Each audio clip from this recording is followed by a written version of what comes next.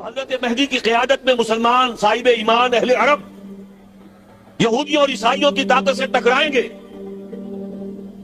تو ان کی مدد کے لیے دو جانب سے اللہ تعالیٰ کچھ بھیجیں گے مدد. ایک تو آخری مرحلے میں مدد آئے گی حضرت مسیح عیسیٰ ابن مریم کا نزول، جو یہودیوں کی طرف رسول بنا کر بھیجے گئے تھے. انہیں یہودیوں نے اپنے خیال میں سولی پر چڑھا دیا، لیکن اللہ نے فرمایا وما صلبوہ وما قتلوہ ولکن شبہ لہم بل رفعہ اللہ الیہ. اللہ تو اپنی طرف اٹھا کر لے گیا. اور احادیث صحیحہ جو کہ ہمارے ہاں متواترہ کے درجے میں وہ احادیث جو صحیح ہیں کی ہیں، ان سے ثابت ہے کہ حضرت عیسیٰ ابن مریم دوبارہ زمین پر آئیں گے. اور یہودیوں کا سب سے بڑا سرغنہ جو خود مسیح ہونے ہی کا دعویٰ کر رہا ہوگا، مسیح الدجال، اسے حضرت مسیح قتل کرے. لیکن ایک دوسری حدیث سے معلوم ہوتا ہے کہ مشرق سے فوجیں آئیں گی حضرت مہدی کی مدد کے لیے. یخرجون ناس من المشرق یؤدون للمہدی یعنی سلطانہ. مشرق کی طرف سے فوجیں آئیں گی کہ جو مہدی کی حکومت کو مستحکم کریں گی. خراسان کا لفظ آتا ہے ایک دوسری حدیث میں. خراسان سے سیاہ عالم چلیں گے، انہیں کوئی نہیں روک سکے گا یہاں تک کہ وہ یروشلم میں جا کر نصب ہو جائیں گے. اور حضور کے زمانے میں اچھی طرح سمجھ لیجئے، ہند کسے کہتے تھے حضور کے زمانے میں؟ پاکستان ہند میں شامل نہیں تھا. سندھ و ہند، سندھ ایک مکمل ملک تھا، ہند اس کے بعد شروع ہوتا تھا. یہ راجپوتانے کا اور تھر کا ڈیزرٹ جو ہے، اس سے آگے جو ہندوستان ہے وہ ہند تھا. یہ جو ہمارا پاکستان ہے یہ ہمیشہ ہند میں شامل نہیں رہا. حضور کے زمانے میں بالخصوص سندھ و ہند، دریائے سندھ چلا رہا ہے. یہ ساری ٹریبیوٹریز جو پنجاب کے اندر اس کی ہے، یہ سب ایک علیحدہ ملک ہے جو اس زمانے میں سندھ کہلاتا تھا. اور نمبر 2 یاد کیجئے، اس زمانے میں خراسان ایک علاقہ تھا جس میں موجودہ افغانستان کا 2/3 تھوڑا سا حصہ ایران کا، اور جہاں تک میں تحقیق کر سکا ہوں آج تک پاکستان کا بھی علاقہ، خاص طور پر مالاکنڈ ڈویژن جو خراسان میں شامل ہے. خراسان سے سیاہ عالم چلیں گے جو جا کر یروشلم میں نصب ہوں گے. یہاں بھی ایک نقطہ نوٹ کر لیجئے، پہلے بھی یروشلم ہم سے چھینا تھا. کس نے چھینا تھا؟ عیسائیوں نے، کروسیڈرز. واپس کون لیا؟ کس نے لیا؟ عربوں میں دم نہیں تھا، عرب عیاشیوں کی وجہ سے کھوکھلے ہو چکے تھے. واپس لینے والا صلاح الدین ایوبی، کرد خون. اب دوبارہ یروشلم لیا جا چکا. چھینا کن سے گیا؟ عربوں سے. عرب واپس لے سکتے ہیں؟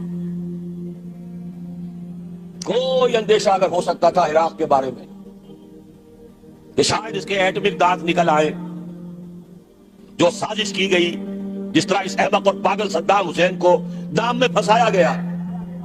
صدام 100 جال، دام کہتے جال کو، 100 دام اس میں جو پھنسا ہے، تو اگلا پچھلا کھایا پیا سب اگلوا دیا. اور ہے کون؟ اس کے پاس ایٹمک ہتھیاروں کا ذخیرہ موجود ہے، اور کسی کے وہ ایٹمک دانت بھی نکلنے نہیں دے رہے. پاکستان کے اوپر کتنا دباؤ، اور ہمیں نہیں پتا کتنا کچھ دباؤ قبول کیا جا چکا. یہ تو سبھی مانتے ہیں،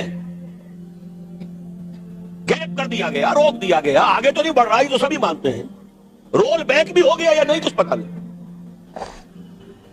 لیکن کسی صورت یہ نہیں تسلیم کریں گے، قبول کریں گے کہ کسی مسلمان ملک کے پاس ایٹم بم آ جائے. یہودیوں کے پاس ذخیرہ موجود، سب جانتے ہیں. بہرحال یہ جان لیجئے، اس علاقے سے امید ہوتی ہے سندھ اور خراسان. حالات بہت خراب ہیں ہمارے، اور حالات بہت خراب ہیں افغانستان کے بھی، لیکن حالات کے بدلتے اللہ تعالیٰ کی مشیت کے تحت دیر نہیں لگا کرتی. سیرت نبوی میں مجھے نظر آتا ہے سن 10 میں، 10 نبوی، ہجرت سے 3 سال پہلے، 2.5 سال پہلے، کہیں سے کوئی امید کی کرن نظر نہیں آتی تھی کہ عرب میں اسلامی حکومت قائم ہو جائے گی. 10 برس ہو چکے محمد رسول اللہ کو دعوت دیتے ہوئے.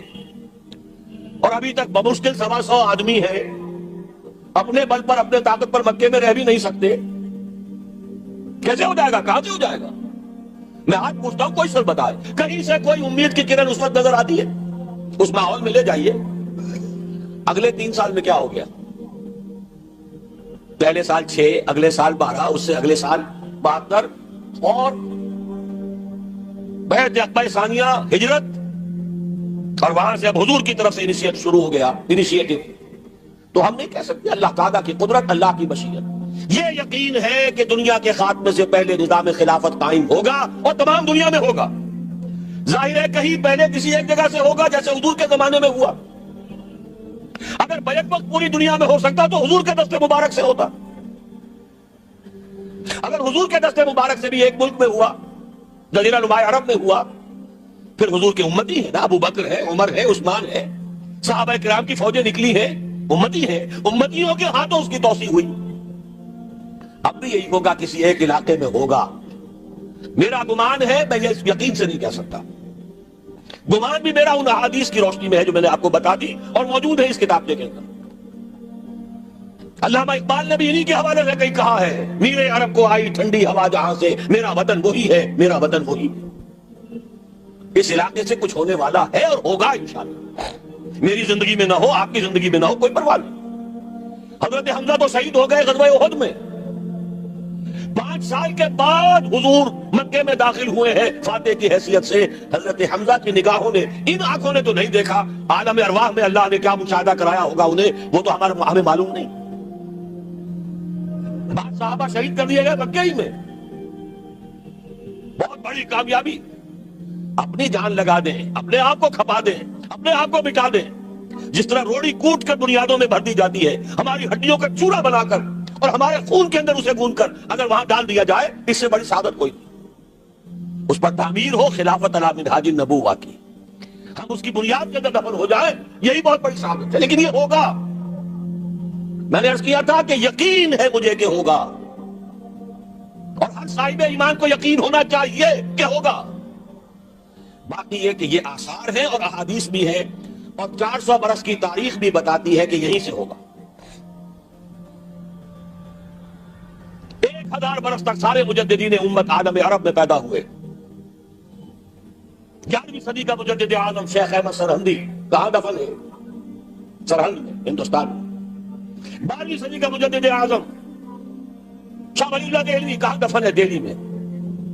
13ویں صدی کا مجدد اعظم سید احمد بریلوی، ان کی تو قبر بھی معلوم نہیں، لیکن ان کا خون جذب ہوا دریائے کنہار میں، اور ان کے سینکڑوں ساتھیوں کی لاشیں اس بالا کوٹ کے مقام پر.